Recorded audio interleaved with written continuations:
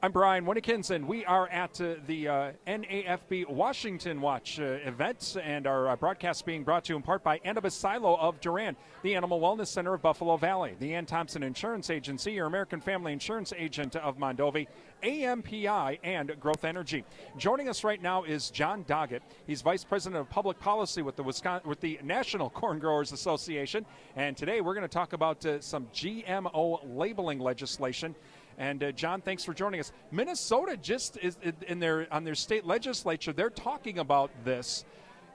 Tell us a little bit about this. Is this a concern for the corn growers that we're going to have potentially 50 different rules here? That's exactly the concern we have. And how do consumers work their way around that? How does the food industry work their way around that? What do the labels look like? What is GMO? What is not GMO? If it contains 1/10 of 1/100th of 1% of a product that might be GMO, how do you label that? That's the problem we have. And so we either need to go ahead and say no labels, or let's have a label that's a national label, or at least be a voluntary label that has some consistency and truly educates consumers about the things that are truly important. Is that because that's a big thing? There's a lot of folks with the country of origin labeling for meat products and that sort of thing, and other food products. There's those that are for the labeling say people just want to know, and corn growers would agree with that, wouldn't they? Sure, they want to know, but what do they want to know? Sure, exactly. And is that the concern that the corn growers at the end of the day, they're like, well, how do we label anything really? Well, but if there's no difference in the product, why do you label a product that there is no difference? I think that is our underlying concern is that this is not being proposed by people who are pro-GMO production. This is being proposed by people who want to get rid of GMO production, and so it's a subterfuge. So these products are safe. They're the most tested products around. Certainly, the GMO products are much more tested and go through a much stricter regime than the non-GMO products. So why have the label for something that is not different than something that is not GMO? Again, we are talking with John Doggett. He's Vice President of Public Policy, National Corn Growers.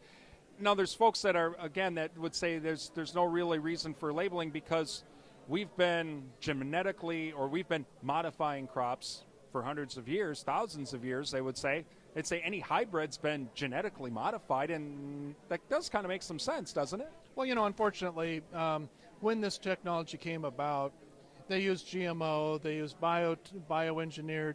It's too bad that somebody hadn't thought a little bit better of coming up with a term for the technology that maybe gave people a better idea of what was actually going on and not raising the alarm bells that have been going off.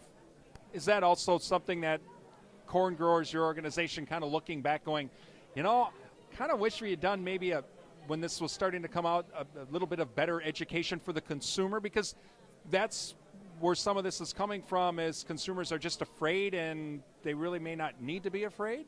Well, consumers don't need to be afraid, but certainly we need to do a much better job about having a dialogue with consumers, not telling them, not educating them, but having a dialogue. What is it that you want to know? What's going on the farm? We're happy to tell you what it is. Let us know. Let's have a dialogue rather than have us educate you.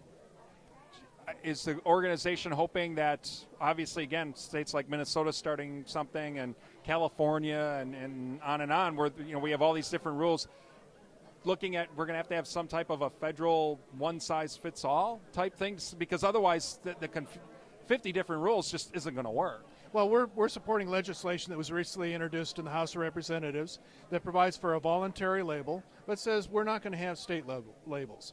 And not only are we going to do that, but we're going to make the approval process by which these products come to market, we're going to make it even harder, even tougher. We're going to make sure that the Federal Food and Drug Administration has even more of an opportunity to study these products and make sure they're safe.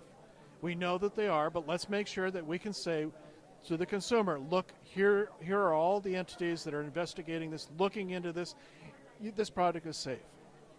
We'll watch for that legislation as well. Try to move through the House and Senate. John, again, we appreciate you joining us today. Thank you. John Doggett, he is with the National Corn Growers Association from Washington, D.C. I'm Brian Winnikins.